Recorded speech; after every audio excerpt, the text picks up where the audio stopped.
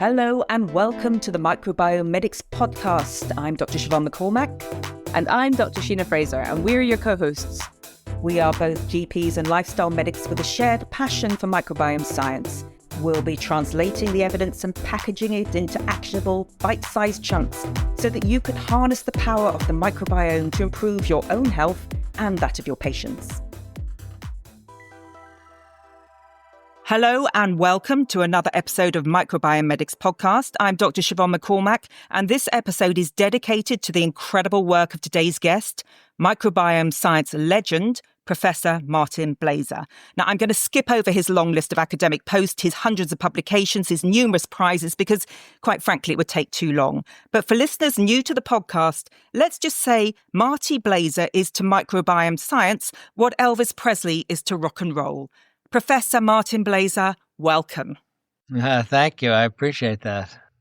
Carlos, thanks so much for joining us. I wonder if you could start by telling the listeners where you work and the positions you hold. Thanks so much, Shiv. I'm a professor at Rutgers University. That's the State University of New Jersey. I serve as the Henry Rutgers Professor of the Human Microbiome. And I also direct an institute called the Center for Advanced Biotechnology in Medicine. It's a basic science research institute. I'm a medical doctor by training, but I'm now very deeply into science. Well, you may have noticed, Professor Blaser, I called the episode Back to the Future with Marty Blaser in reference to the excellent American sci-fi film of the same name. I don't know if you've ever seen that movie, Marty. I do. I remember Marty McFly. Yes. I remember all the Martys. That's right. That's right. So for those very confused listeners who don't know what the heck I'm talking about, the film Back to the Future, it follows an American high school student, as you say, called Marty McFly, who's able to time travel using a souped-up DeLorean car built by his eccentric scientist friend Doc Brown. Now, I've managed to borrow an imaginary time-traveling DeLorean car, and I thought it would be an excellent way to explore your life's work. Are you up for it, Marty? Sure. I hope you're not going to regret this, but let's go. It's parked round the corner, so grab your coffee, grab your coat, and let's chat and walk.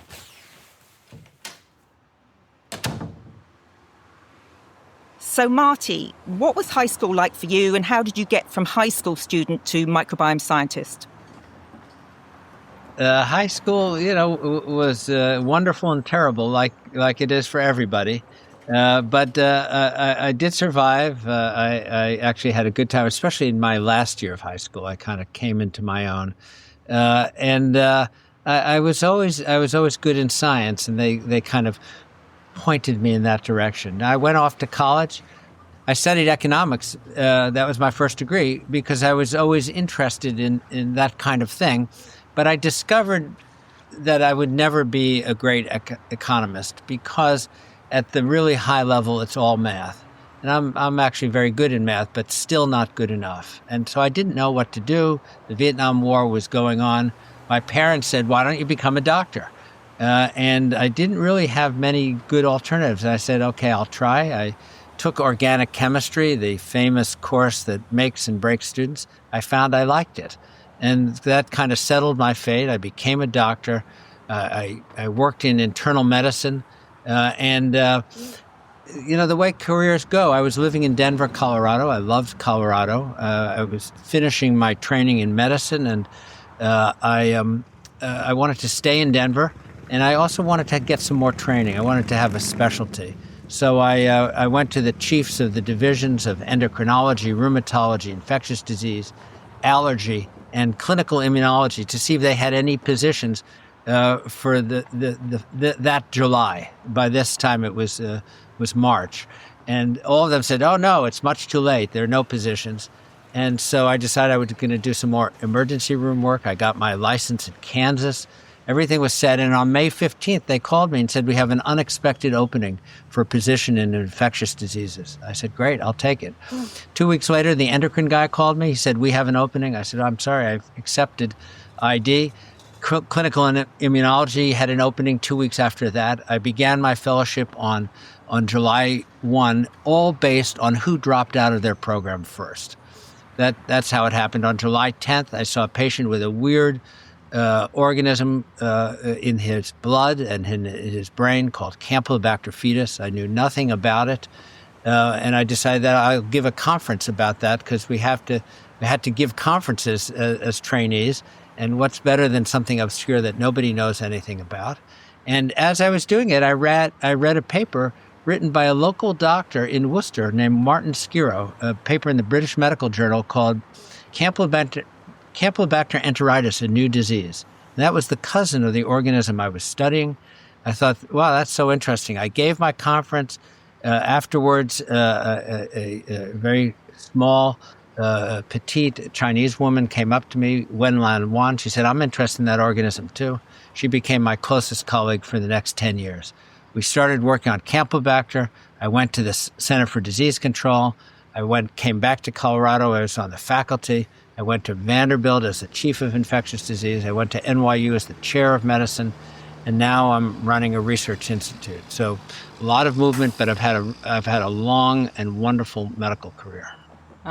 We nearly lost you to endocrinology then. We're lucky that the right job came up at the right time. So well, I'm still dabbling in endocrinology because I'm working on obesity and diabetes. Yeah, everything connects. Well, here we are, Marty. We've arrived at the car park. We're walking up to the DeLorean DMC, and she is looking magnificent in this bright morning sunlight. I think you'll agree. We're admiring the iconic futuristic design that is the DeLorean DMC, and Marty is obviously impressed. He's gliding his hand along the beautiful brushed stainless steel body, which combines futuristic design with unparalleled durability. It's powered by a 2.85-litre V6 engine, delivering around 130 horsepower. That's 0 to 60 in 8 seconds. But best of all, Marty, look at this. These gull wing doors, which should, if I get the right button, yes, open upwards and outwards. And I think you'll agree they're visually stunning. What do you think? It looks good. Yeah, so you happy to drive? Sure. Yeah, okay, hop in, and we'll work out when we get in there. Of course, it's difficult driving on the wrong side, but I'll do my best. We are now seated in the cockpit, and Marty's fiddling around working out how the time machine works. I think you put the date you want to travel in the box here, and then this is the flux capacitor, which I'm told allows the car to travel in time when you accelerate, Marty, to 88 miles per hour. So are you ready to go? Let's go. Yeah, seatbelts on. Let's travel back in time.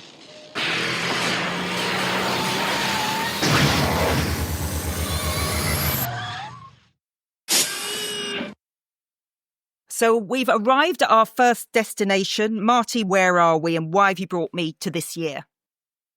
Well, 1940. 1940, World War II's on. It's the year of the Blitz. London is in ruins. People have injuries. They get infected. Infection, in some cases, was lethal because this was the era before widespread antibiotics. Penicillin was discovered by Fleming in 1928, but it really didn't arrive very much until the group at Oxford started making it, and then they purified it in industrial amounts. And also people in the U.S. helped with that as well. And now, during World War II, maybe in 1942, 43, penicillin started arriving on the battlefield and in hospitals and began to save lives. And it was clear that this was miraculous. People who would have died were now living. And so that's the miracle of antibiotics. And after penicillin came many other antibiotics. And we are currently in the antibiotic era. It's now more than 80 years later, and antibiotics are one of the pillars of medicine. Every doctor uses antibiotics. It affects every aspect of medicine. So we kind of ushered in this golden age of medicine. I think I remember reading your book about the death rate from babies in around sort of 1850. Can you just outline what a difference it made to infant mortality? Well, actually, infant mortality has really declined tremendously in industrialized countries since starting in the 1880s, 1900 to the present. Most of that was done due to sanitation, vaccination, and preventive medicines. Most of the decline in mortality, 80% of the decline in mortality in kids happened before 1940. before penicillin came on the scene. So penicillin gets a lot of credit, but in fact, most of the improvement in lifespan comes from these other measures. Wow, I didn't realize it was 80%. So obviously these drugs can be very effective, life-saving, and relatively low in side effect profile. So it sounds brilliant. What's the problem then? Well, it is wonderful. There are two problems. The first problem was recognized as early as 1945 when Fleming won the Nobel Prize for penicillin. In his speech, he talked about the development of resistance to penicillin. And what we know is that every time a new antibiotic has been introduced, the bacteria, some bacteria have become resistant. And over time, they become dominant because Darwin was right. There is natural selection. The bacteria that are resistant survive, and the ones that are susceptible are killed. So that problem's been around for a long time, and unfortunately, it's getting worse. But I think that's the smaller problem. The bigger problem is what antibiotics are doing to our microbiome. Remember, the microbiome is all the organisms that live in and on the human body. They are our companions for life. And the microbes that we carry are not accidental. We have lived with our microbiomes for millions of years, humans and our ancestors. We've co-evolved with our microbes. That's our microbiome. And they do important functions for us. They help our immune system. They fight invaders. They make vitamins for us. They help us digest food. They program the brain. This is all part of what the microbiome does. And antibiotics, which are being given to treat an infection, have collateral effects. They not only treat the organism in the infection, they're affecting all the microbes in the human body, and they're changing it. Okay, so we're going to leave 1940 and get back in our time machine and go to our next destination.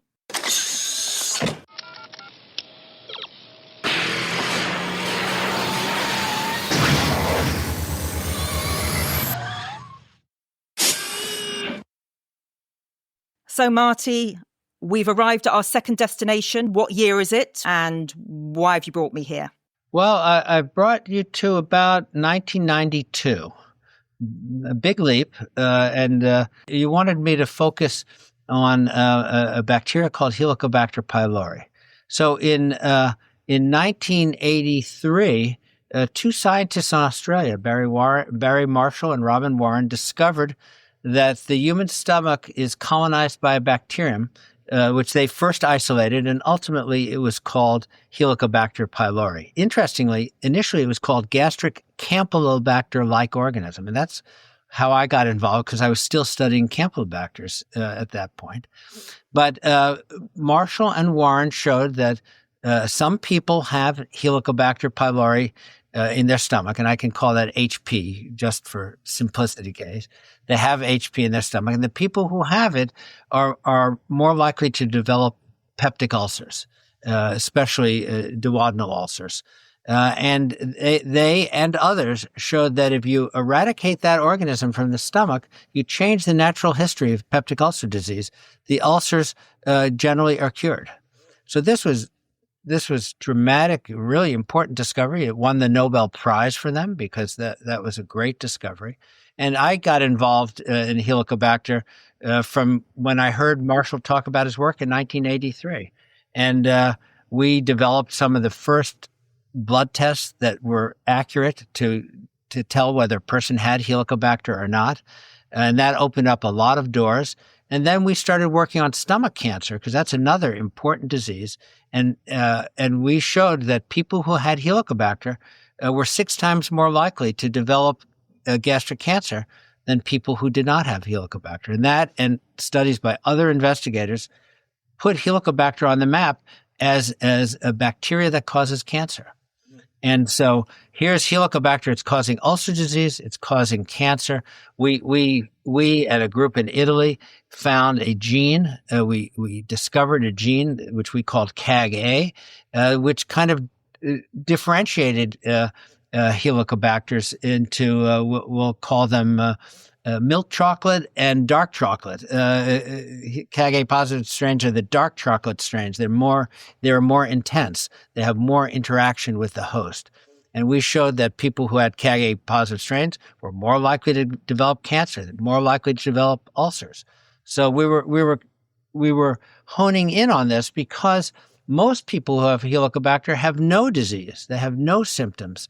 And so the question is, why did some people with it get it? And so we found one marker, and we've actually found others as well, that indicates kind of the differences of why some people get sick and why others do not. Yeah, so I can see why people, a phrase from your book, the only good H. pylori is a dead one, sounds like a sensible conclusion to come to. And was that where you were when you started researching this organism? I was never there.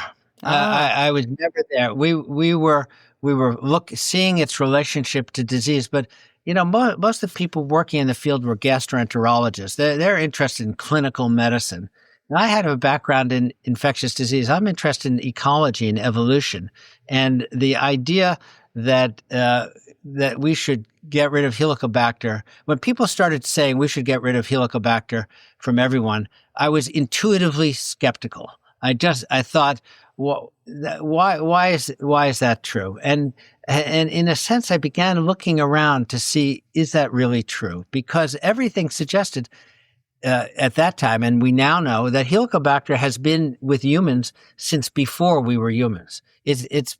We have evidence by inference that it's been present in humans for at least 300,000 years. Homo sapiens is only 200,000 years. So it's ancient. It's been in everybody. But the key point is that Helicobacter is disappearing. This organism that was universal until about 100 years ago, or 150 years ago, has gradually been disappearing. And over the course of the 20th century, this organism, which was universal, I repeat, has gradually gone away. So now less than 5% of the children in the UK or the US have this organism. That's a huge change in human microecology. The question is, what are the consequences? And one consequence is that idiopathic ulcer disease, the kind that is stimulated by Helicobacter, is declining, and stomach cancer is declining. That's actually great news. And we knew that even before Helicobacter was discovered. We could see the trends, but now we know an important reason why. But at the same time, other diseases are increasing, such as diseases of the esophagus, reflux esophagitis, or GORD, as you call it in England. We call it GERD, first discovered in the 1930s, increasing dramatically. You in your practice, you probably see lots of patients with GORD. Then in 1950, Sir Norman Barrett discovered a kind of dysplasia in the esophagus, which we call Barrett's esophagus, which is a consequence of GORD. And then in the 1970s, we began to realize that there was a rise in a kind of cancer that was rare called adenocarcinoma of the esophagus. And now that in many parts of the world, that's become the dominant form of esophageal cancer. So this trend, GORD, Barrett's cancer, played out over the course of the 20th century, and it's still increasing. It's still the most rapidly increasing cancer in the United States. So this happened as Helicobacter was declining. And we began to look to see, is there any relationship? And in fact, in multiple studies, we found an inverse relationship. People who had Helicobacter were less likely to have these conditions of the esophagus than people who did. So that suggested that Helicobacter, while bad for your stomach, is good for your esophagus. And that helps us tie together these two big megatrends, the decline in gastric cancer and the rise in these esophageal cancers. Is that what you mean by amphibiosis? This idea that an organism, it's context dependent as to whether it's beneficial or dangerous for the host? In the 1960s, a microbiologist named Theodore Rosebery coined the term amphibiosis, and that's a biological relationship in which there can be damage or pathogenicity or benefit or symbiosis depending on the context. So an organism like Helicobacter, in one context, in one person, it's bad for you, and in another person, it's good for you. And there are many other examples of that. So that, in fact, we think that's a general phenomenon of the microbiome, that many of the organisms in our microbiome are beneficial to us, but they have cost, so that when your appendix bursts, those organisms will kill you. Same organisms that are making vitamins for you, they'll kill you. The organism in your mouth, the alpha hemolytic strep in the mouth that helps you fight the bad streps, if it gets on your damaged heart valve, it'll kill you. So this is in part, this is how nature organizes things. We carry these organisms, they benefit us, they also have cost. Okay, Marty, we've got a lot more to cover, so let's get back in the DeLorean and go to our next destination.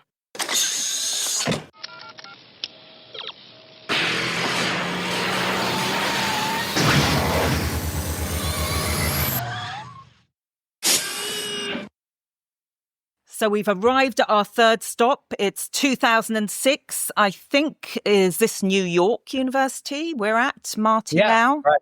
Mm-hmm. So what's happening now? I think you moved here in 2000. So what's happening here in terms of your research and career progression? Well, in 2001, shortly after I moved to NYU, I met a medical student, Albertine Beard, and I told her about an idea I had that microbes have something to do with human height, because we all know that people have been getting taller, and we developed a paper called the ecology of height. Well, the role of microbes in human height, and we present evidence that this rise in height is not something inevitable. It's not the first time that it's happened, but human height has varied over time. And we make an argument that it actually has to do with the microbial populations, especially the microbial populations early in life, because most of adult height is determined by the time that a person is 2.5 years old, not later. So this really got me thinking about the role of microbes in human biology. And in 2006, I wrote a paper called "Who Are We?" And it was about the biological relationship we have with our microbes. And the point of that paper was that we are the combination of us and our microbes, and our microbes are our partners, and they are fulfilling our physiology. And that if our microbial populations are damaged, there will be problems. In 2009, I wrote a paper with Stan Falco, same thing. What are the consequences of our disappearing microbiota? Because, as I told you, Helicobacter pylori was disappearing, this ancient organism. And I thought, if one organism is disappearing, probably there are others. And in fact, unfortunately, that's true.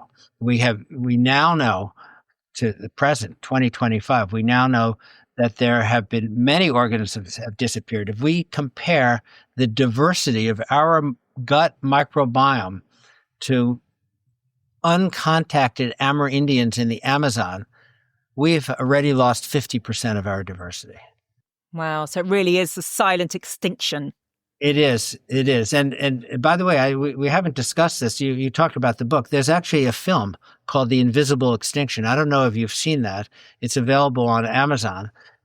After Missing Microbes was published, two filmmakers approached my wife and I, and they said, we think there's a movie there. And so they worked on it for 7 years. That film came out 2 years ago. It's won some awards. It's available in many parts of the world. And the film isn't perfect, but I think it's actually pretty good.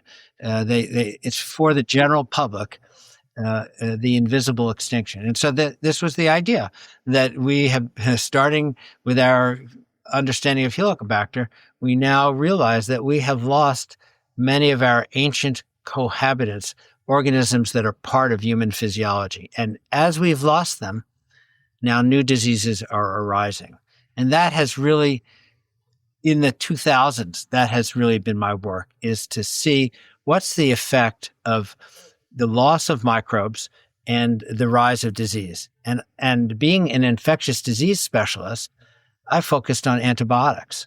There are many other this loss of diversity is not due to a single factor, but antibiotics are a really important factor because antibiotics are designed to kill microbes. And as I told you before, when you take an antibiotic, that antibiotic goes to every part of your body. It's carried by the blood to every part of your body, and it affects the microbial populations that are present there. And it selects, it inhibits or kills susceptible organisms. So, actually, in 2002, and maybe that's really the key year. In 2002, I was as chair of medicine at NYU. I was counseling a young doctor who was thinking about what field to go into and which university to go into for his endocrinology fellowship. And he wasn't sure about a certain university because all they were working on was obesity. And I said to him, well, farmers feed antibiotics to fatten up their farm animals. That's well known. That's been known since the 1940s. And as I said to him, I had a eureka moment. I thought to myself, maybe that's what we're doing to our kids. Maybe that's why our kids are getting fat. And from that point, I began working on the hypothesis that taking antibiotics early in life could be contributing to obesity. And we did studies, lots and lots of studies in mice, including a paper in Nature, a paper in Cell, showing that taking antibiotics in a critical early window of development could change the microbiome. And even if it changed back to normal, the damage was done. It altered the developmental process. I wonder if we could just spend a little time, because this is such an important point. It's astonishing that feeding antibiotics to animals increases their weight. It sounds sort of bizarre to people who haven't thought about it before. What's actually happening at a molecular level? The first thing to say is that if you study the agricultural literature, you can learn a lot. And what we know, firstly, we know, I think, three important things. The first is that it works in just about any kind of livestock: pigs, cattle, chickens, turkeys. There's a wide swath of vertebrate evolution. It's not just mammals. It's beyond that. Actually, it even works in bees.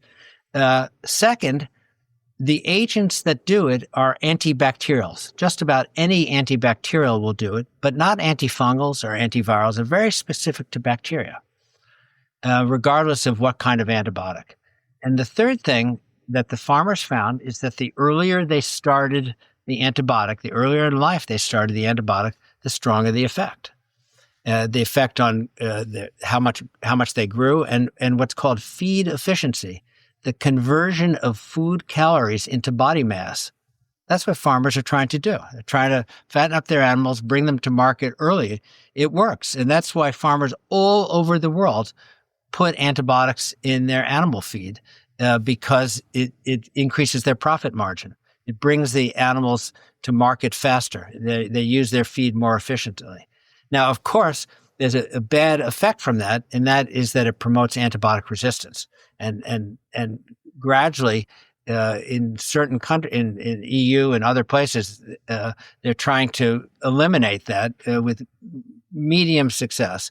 But worldwide, most of the antibiotics used in the world are used on the farm to fatten up farm animals. In China, they use they make 15 times as many antibiotics as in the United States, and they're selling them. They're using them at an enormous rate, and they're selling them all over the world. So this is, don't get me started.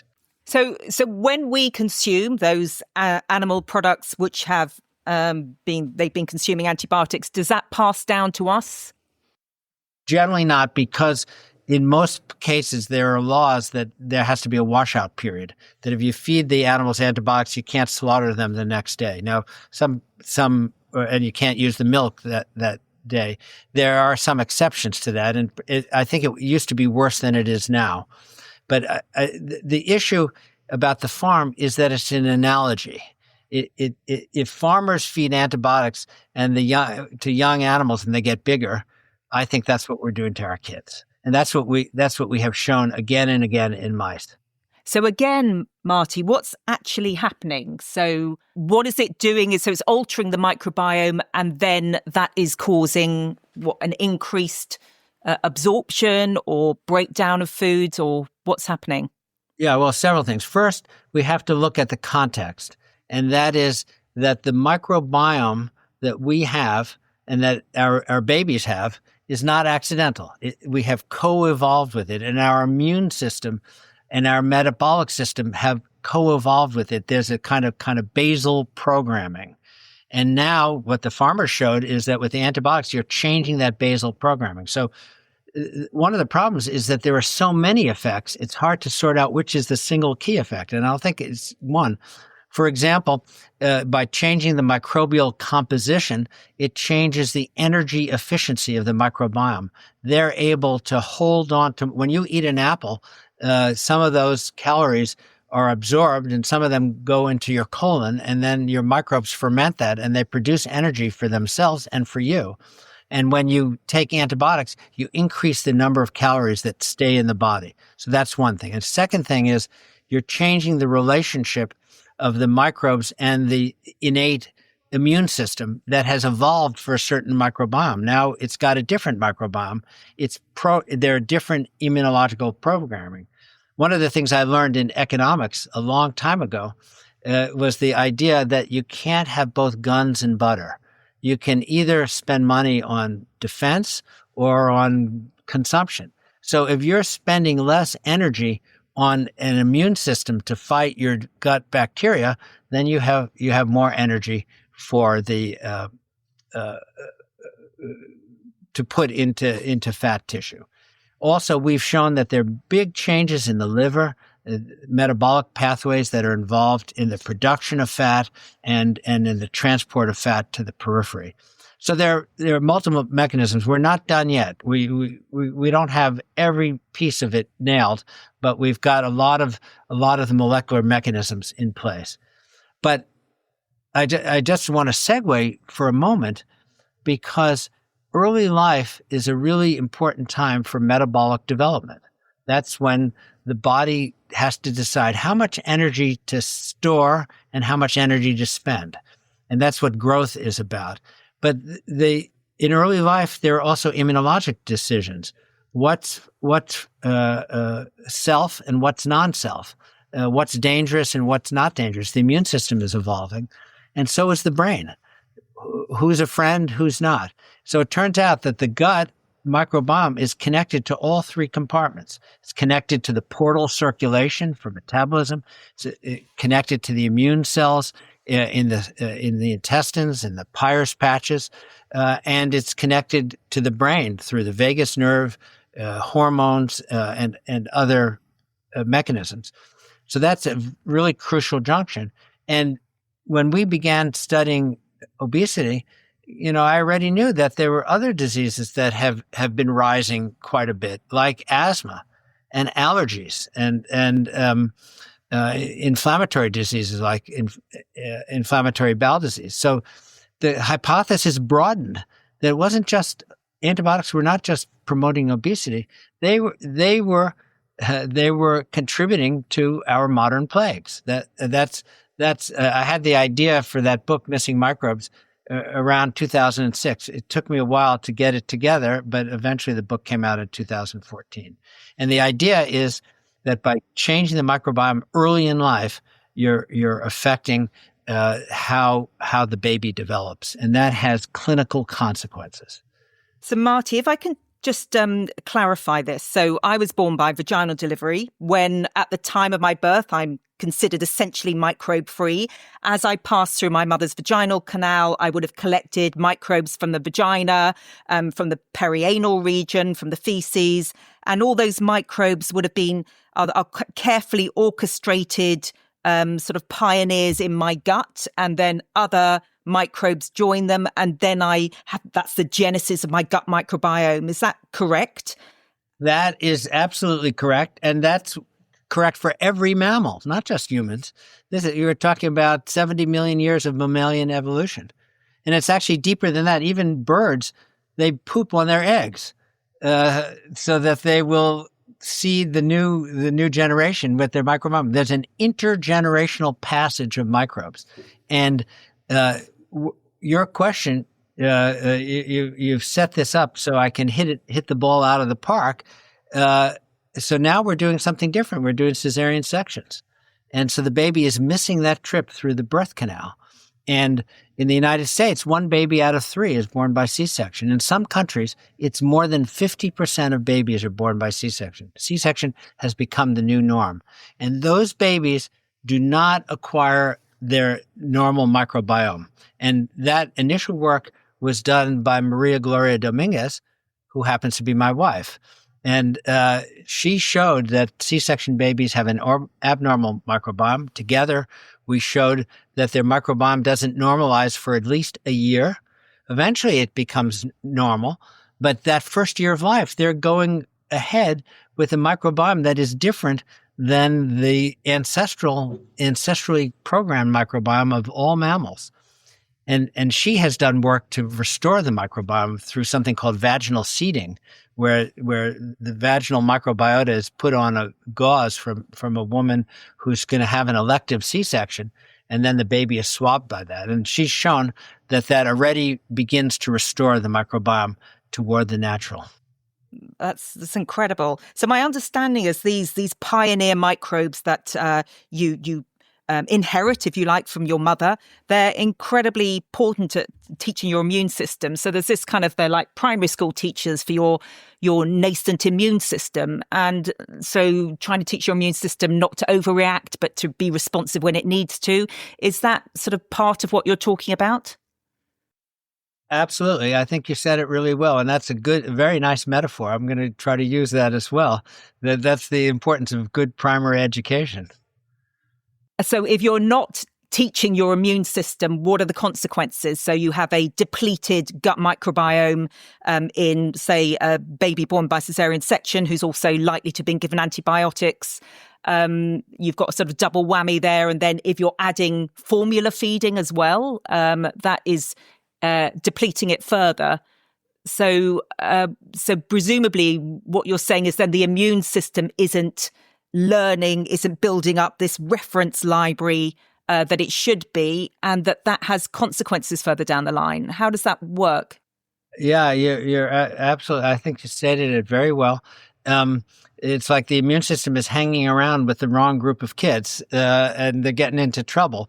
They're underreacting and overreacting. So even before this connection with cesarean section and the microbiome was realized, it was known that kids born by C-section had an increased risk of type 1 diabetes and autoimmune disease, increased risk of asthma, and allergic inflammatory disease. So there's epidemiologic work showing that C-section is associated with health consequences. And now we know the mechanism. It's because of their abnormal microbiome.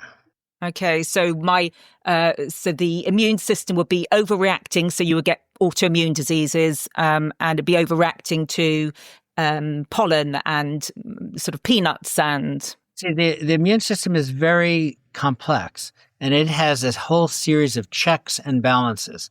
But if it develops inappropriately, in my theory, then these checks and balances are gone. And so it's not that taking an antibiotic, the antibiotic looks like a peanut. It's that peanuts are essentially the innocent bystander. The immune system is abnormal. It sees a new protein and it focuses on that where it shouldn't, because the immune system is designed to concentrate on things that are dangerous, and somehow it sees the peanut as dangerous. So you're saying that there's obviously you're ringing the alarm bells about this what you call modern plague. So there's obesity, diabetes, atopy, hay fever, autoimmune disease. All these things could be related to the consequences of this extinction of our microbes. So let me tell you about a study that I was involved in that was published a few years ago. It was a study with colleagues at the Mayo Clinic in Minnesota. As many people know, that's a very, very fine place for medical care.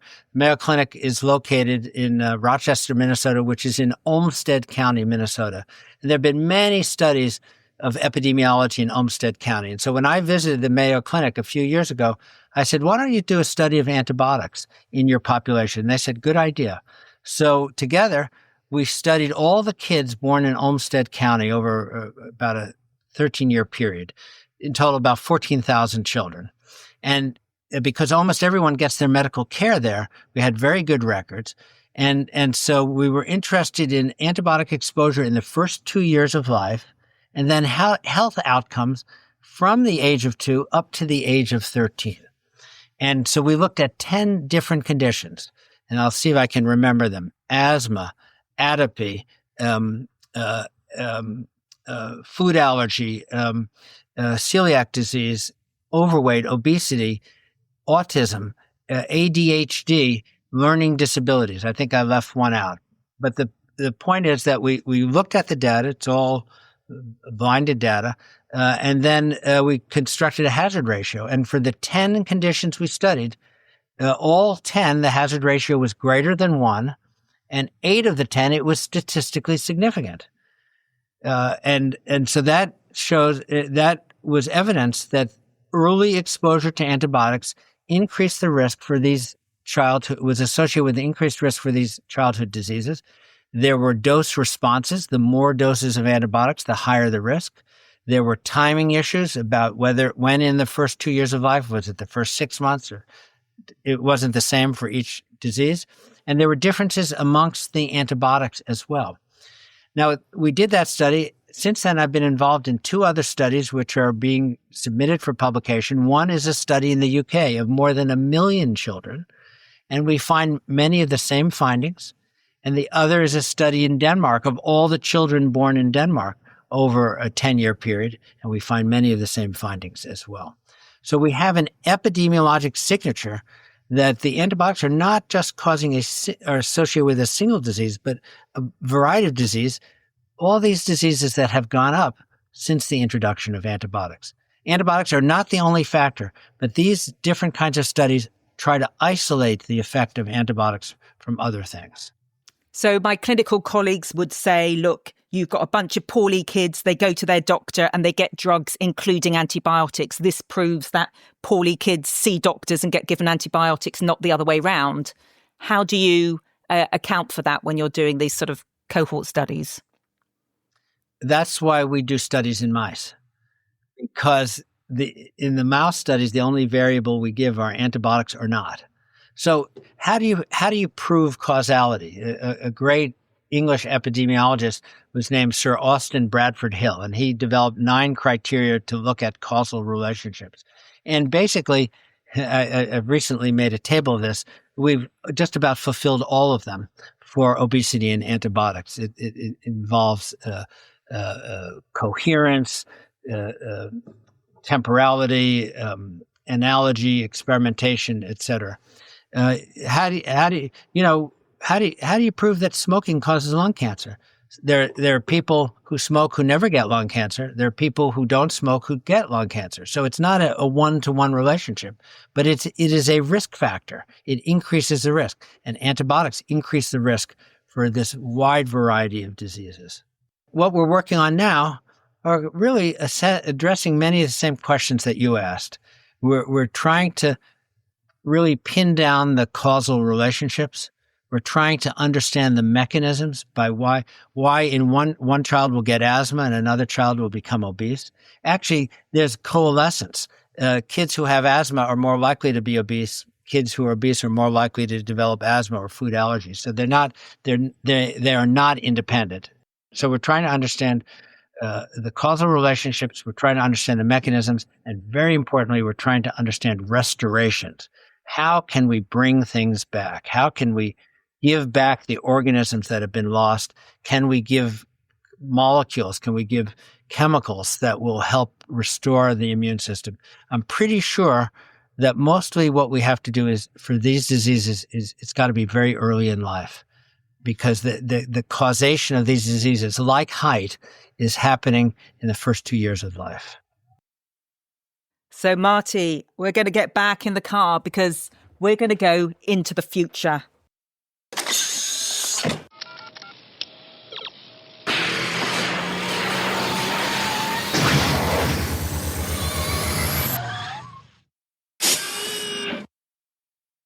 We've arrived at a date in the future. I want you to tell me what the date is and what you're predicting. Now, the future, 30 years from now, 2055, what's going on? Well, I focused initially on these diseases that are happening early in life, but the world keeps moving ahead despite my best intentions.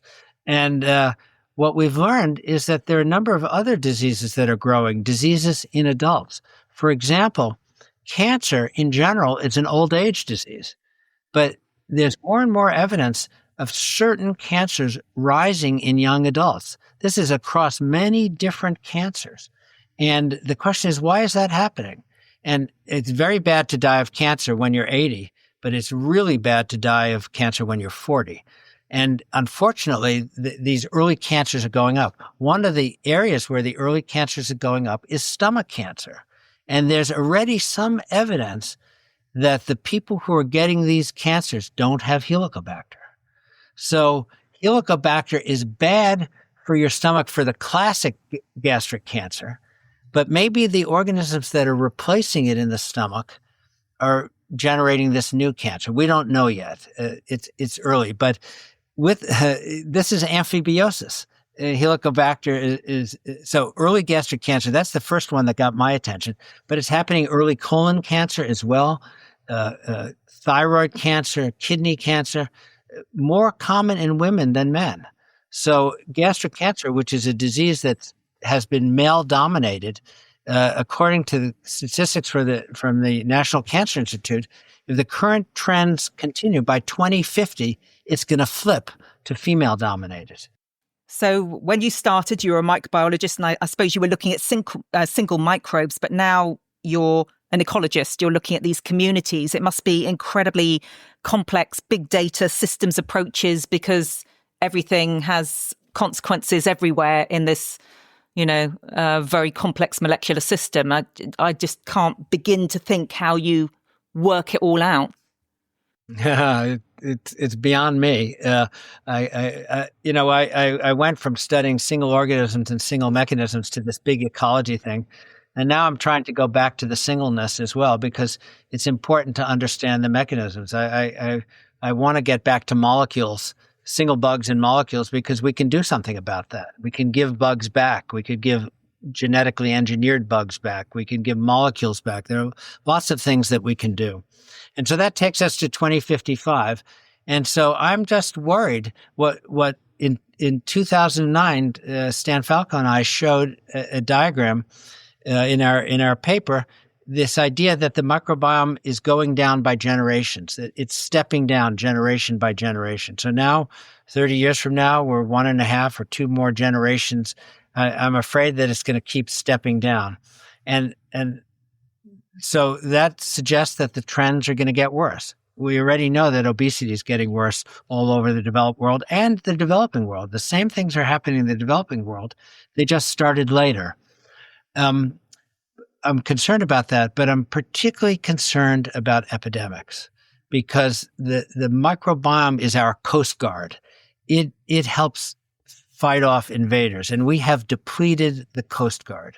And so I'm worried, and there have been studies going back to the 1950s that show that if you treat an animal with antibiotics, their susceptibility to invading pathogens goes up dramatically, not twofold, but 100,000-fold.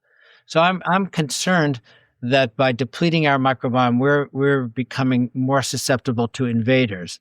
And as we have recently seen, we're no more than 2 days away from just about any village in the world. So we're more connected and we're more vulnerable. And that scenario is something that in Missing Microbes, I call the antibiotic winter. Actually, Antibiotic Winter was going to be the title of the book, but the publisher thought it was too scary. So, but that book, chapter 15, Antibiotic Winter, talks about that scenario where an infection, an epidemic comes, and it's like a river that overflows its boundaries. It just keeps spreading because there's no resistance. That's my big fear.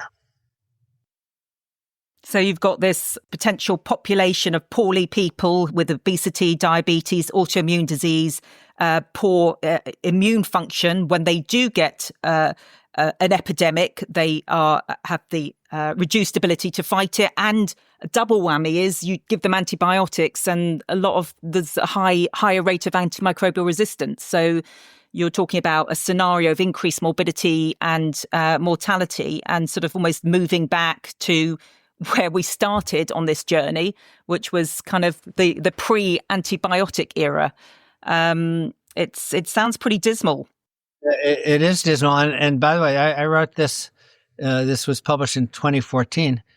When COVID-19 came, we saw that obviously age was a big risk factor for dying of COVID, but so was obesity.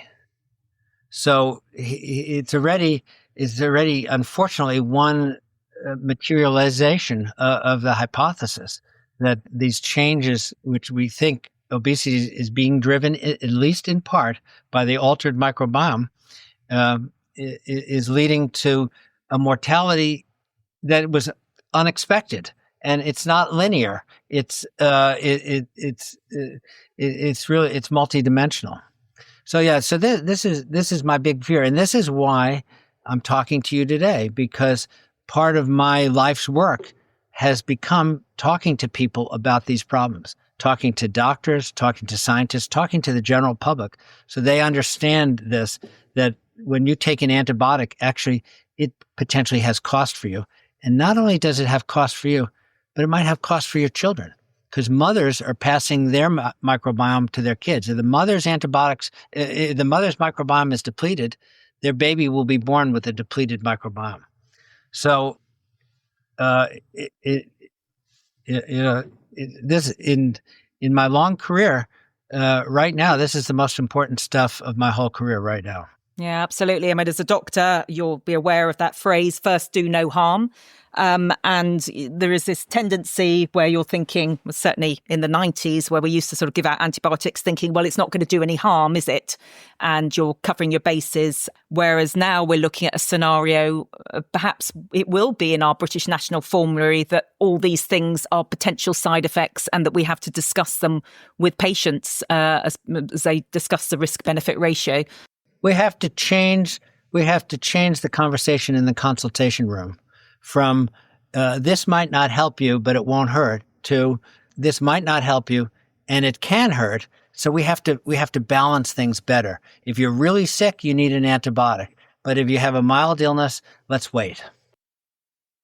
I'm not liking the look of 2055, Marty. So let's get back in the time machine. Let's get back to the present, 2025, and let's start looking at some solutions.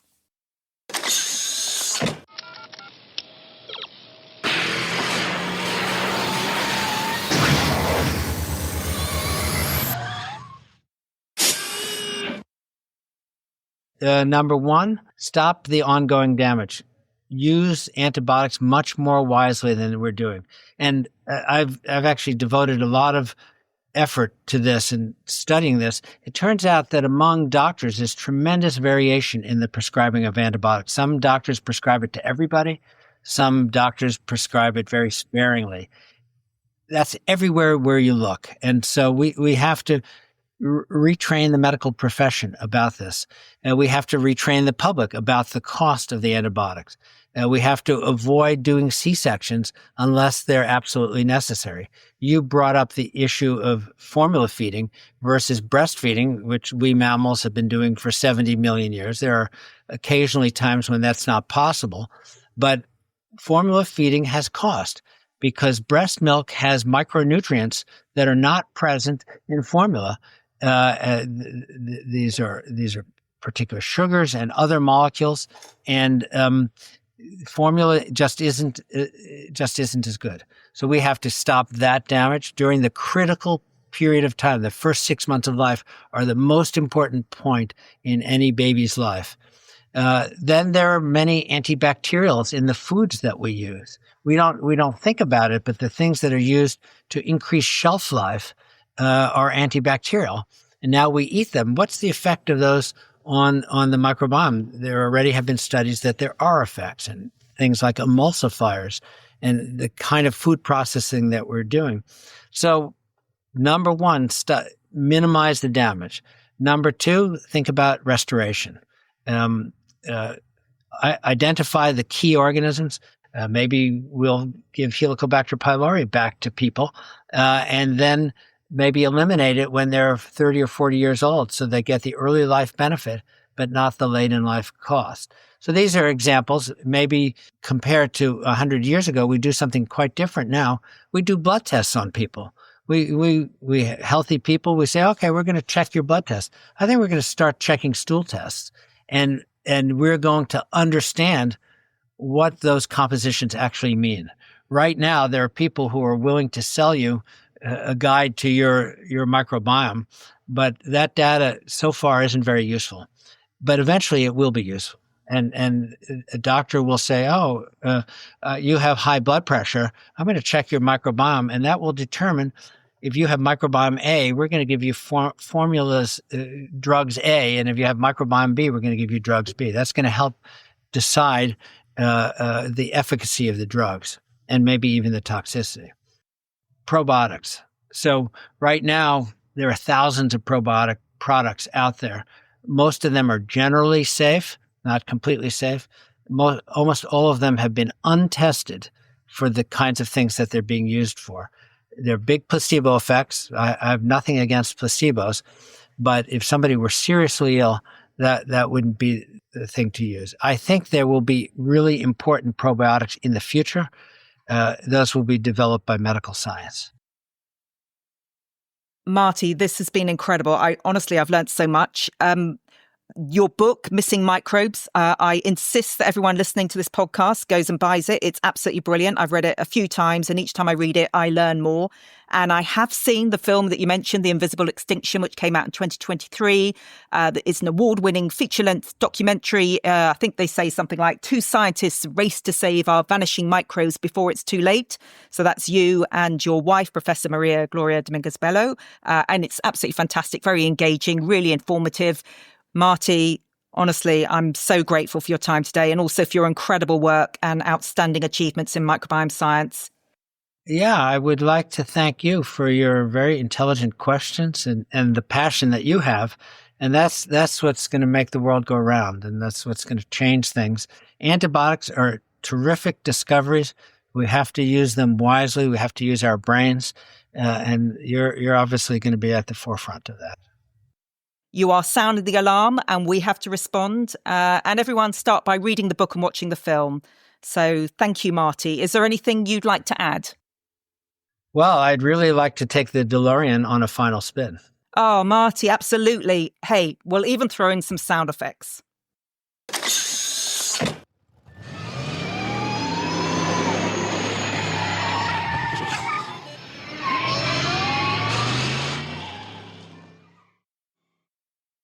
Okay, Elvis has left the building. Well, I hope you enjoyed that conversation as much as I did. And just before you switch off, I've got one final Marty Blaser gift for you, because luckily, when we were chatting after the interview, I forgot to switch off the recording. Enjoy. I draw the situation like the proverbial iceberg.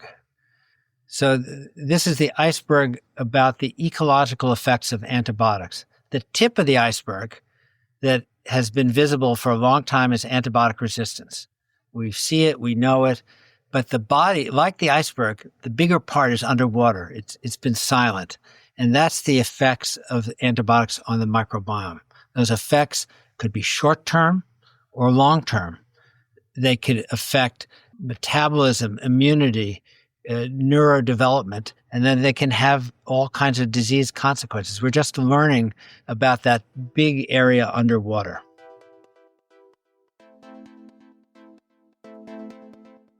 Thank you so much for listening to this episode of Microbiome Medics podcast. We really hope you enjoy the content and we welcome your feedback. We'd love to hear any suggestions you might have for microbiome topics that you'd like us to cover. And we also appreciate listeners' questions and will endeavour to answer them in the next podcast.